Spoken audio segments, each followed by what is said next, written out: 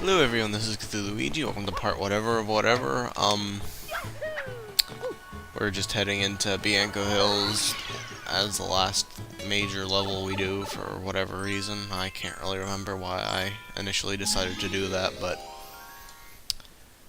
seem glad to stick to it. But before we get into this is all pretty basic platforming and everything. Just wanted to mention I have a new mic, and I'm not really sure how well it works yet because I haven't really tested it. It's a little further away from my mouth and is otherwise a little bit quiet. So hopefully that won't upset anything. I turned it up pretty loud, and I also did the thing to manually add a few decibels, and I don't know, that might lower the quality a little bit, but hopefully it isn't that bad. Let me know if it's really annoying or anything.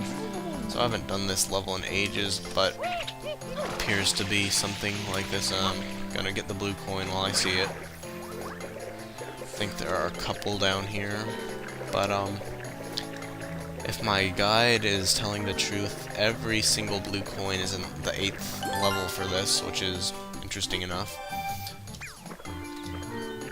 Makes it pretty easy to just stick that at the end, which I'm basically planning to do after I mean, I'm gonna get a few that I see, because it would be kind of counterproductive not to, but other than that, I'm not really totally devoting pathos towards blue coins.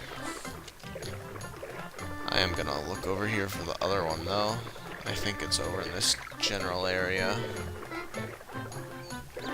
Almost as bad as spray random things that are completely unmarked in my book is swim underwater where you can't see very well in places you generally wouldn't have any good reason to swim underwater at. I think this is the other, yeah, that's the entrance to the other mini-level, not mini-level, secret stage of Bianco Hills. I probably, just missed the blue coin, but whatever, I don't know where it is. I'm not gonna waste time looking for it. Might not even be in this level for all I know. But anyway, not sure why they put the two entrances to the secret areas so close to each other in this. I mean, it's not the most huge level, but I think they could have made a little more variety in this. Because this is what the hillside secret, which is the hillside of being right next to lakes, and then the other one is secret of the dirty lake, which doesn't really make sense, but I'll get into that when I'm doing that mission. Regardless, this is still a nice change of pace from, what's it called, land, trying to go up things with rocket nozzles. While I am horribly sleep deprived, instead I'm just doing basic stuff while horribly sleep deprived. Yeah, that's not gonna work out too well. Yeah, like I said, I can probably get a lot of them later, but I will get some of the obvious things like this while I'm thinking about it. It'd just be too upsetting if I made obvious progress, like shine sprite type progress in a single part. Probably freak out after wasting the entire video and run over to the secret level and start it up in the next part and have no progress besides that. And I have no idea where that blue coin is.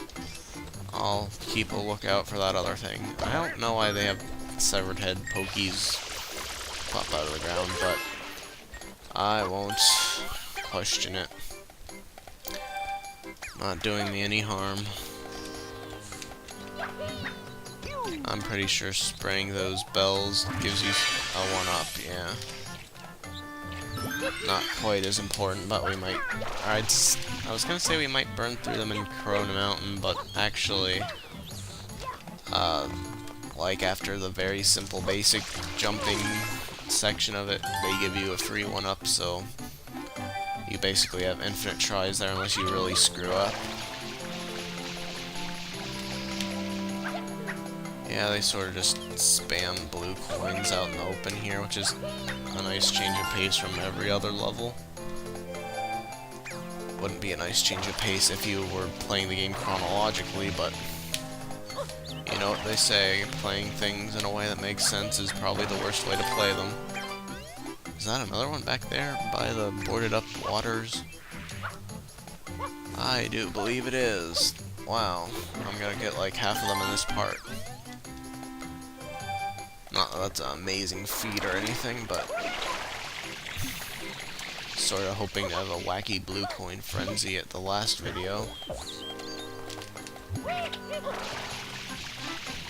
So there's some little house with some windows you spray somewhere, but I have no idea where that is off the top of my head. I think it might be this. Yep. Don't know if it's in this level. I think you're supposed to get a lot of these for the get some red coins mission. Oh, that's weird. It's like, yeah, the spawn point is just in front of the back of the wall, so it wasn't doing it when I was spraying it that way, but whatever, no need to be upset over that. I think this windmill over here gives you a blue coin if you make it spray or go faster, which is kind of counterintuitive, because unless you were like specifically trying to do that, I'm not sure why you would figure out that it does that. Also doesn't seem to be the easiest thing to trigger. I'll try going over here. Let's see. Yep. Okay, so that's basically all the ones I can remember off the top of my head. I think there might be one over here. I seem to recall getting something like that when I was a kid.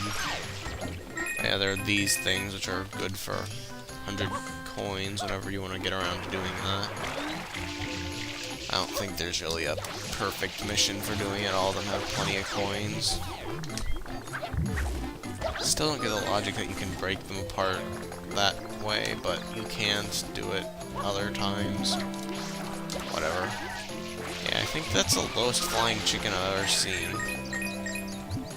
There, you can get a good look at it if you weren't sure what they look like I'm not. Still don't know where that X is. The other X is. Oh well, enough thinking around, I guess. Not sure how doing productive things that are 100% necessary for 100 point or 100% walkthrough is dicking around necessarily, but it seems like it. I guess I'll just hop up here. The way I was initially going. Lets you skip a fair amount of the platforming if you don't get distracted by shiny coins. I thought one of them you needed a rocket nozzle for, but there's almost no case where you actually need a rocket nozzle and can't just suffice with the hover nozzle and glitching out hills and stuff. Yep. Yeah, hover nozzles and slopes don't mix very well for a non-broken game, that is. And here lies the easiest secret stage, apparently. I still find Sandcastle Times pretty easy. It's probably because it's the one I did most as a kid. I mean, this is overwhelming even if it's not complicated, or, well, no, it's complicated. It's overwhelming even though it's not hard at all. Just so much going on here, it's easy to freak out and get killed like that. Yep. Yeah, it just wouldn't be complete if I didn't die on the easiest level after going through all the hardest ones. Luckily, I think basically the red coins and everything in this are negligible at best. Yeah, it's just too much going on. It's not like clear cut, do this and it's kind of hard. It's do this easy thing, except you can't figure out what actually you're supposed to do. Well, it's easy enough to figure out what you're supposed to do, but it's hard enough to see what you're supposed to be doing to do it, I guess. Yeah, I need to quit doing that. I did a practice run of this a few days ago. Not much as a practice run, so much as like dicking around with the action replay, but I should not be doing that badly here. I can surely salvage this before the part ends. I'm sure it'll be a nice change of pace to see me getting a shine sprite and some blue coins and basically making any progress besides sort of tried to jump up a tree in a part. That did not work out too well. I was supposed to jump better. I might have. It'll be pushing it, and I'll probably, like, screw up and go a couple seconds over or something, but I'll give this one more good try, and after that... Yeah, that's not gonna work out. Oh well, I got plenty of blue coins. Anyway, tell me if the audio is remarkably lower quality or anything like that. And next part we will get this shine sprite and probably focus on less blue coin based things.